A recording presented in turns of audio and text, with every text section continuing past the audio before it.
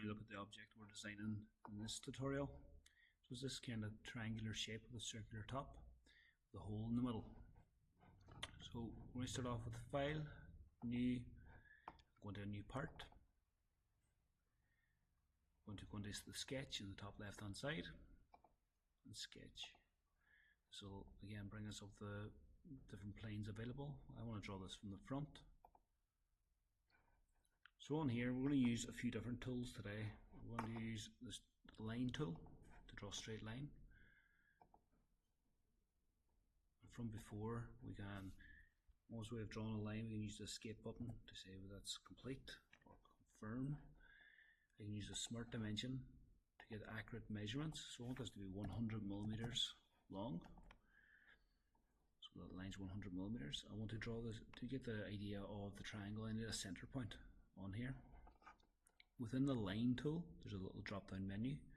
I can click on this and choose a center line. This will give us a guideline to follow. And when I zoom in using the ruler on the mouse, I can find a little center point there. From there I'm going to draw a straight line up and make that 100 millimeters. So smart dimension, change this line to 100 millimeters.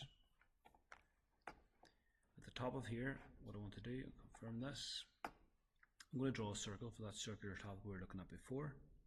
So a circular top. We start off the circle from the top of this 100 millimeter line.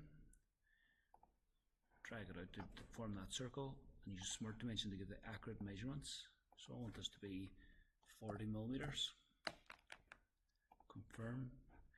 And now I'm going to try to draw the lines as close as I can without touching that circle using the line tool. So I'm going to draw a line from this bottom as close as I can without touching the circle, just to give me an idea of where I'm at.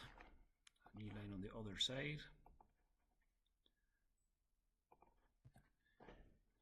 I'm now going to join this onto the edge of the circle, so I can zoom in a little bit to see what I'm doing.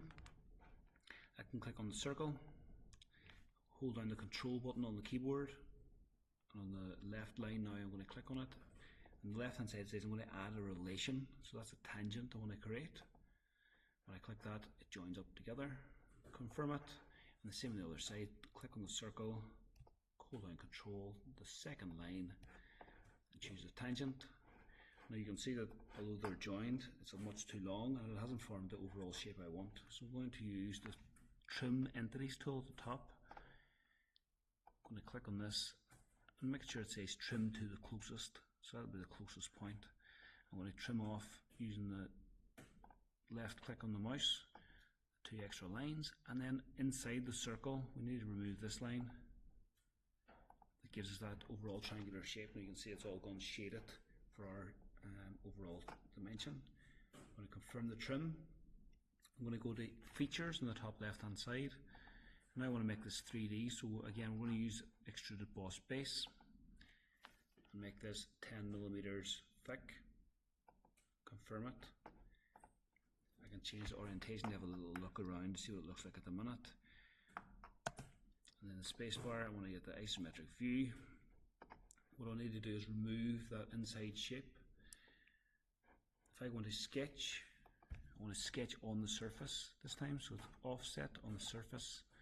I'm going to choose this surface that I want to create, and you can see that already it's 10 millimeters away from that side. If I was doing an offset, I could also do the outside by doing a reverse of that, but at the moment we want the 10 millimeters from that shape and confirm it. So now we've got the sketch on the surface. We're going to remove that material. So I can say features, and instead of extruded boss base this time, we're going to look at extruded cut. It's going to ask me what surface are we cutting from, so it's the overall triangular shape, and then we're going to change the distance to ensure that it cuts into the shape. Confirm. Okay, so now we've got that shape with a cutout in the middle. I want to add a texture, so I'm going to look at the side and change the material appearances. There's drop down menus again on the right hand side. I can go to appearances, go down to organic, and I've chosen wood. I'm going to look at oak and just change it to unfinished oak for the time being and drag it onto the shape. Change it to the body. What I need to do then is File, save as, and complete the task.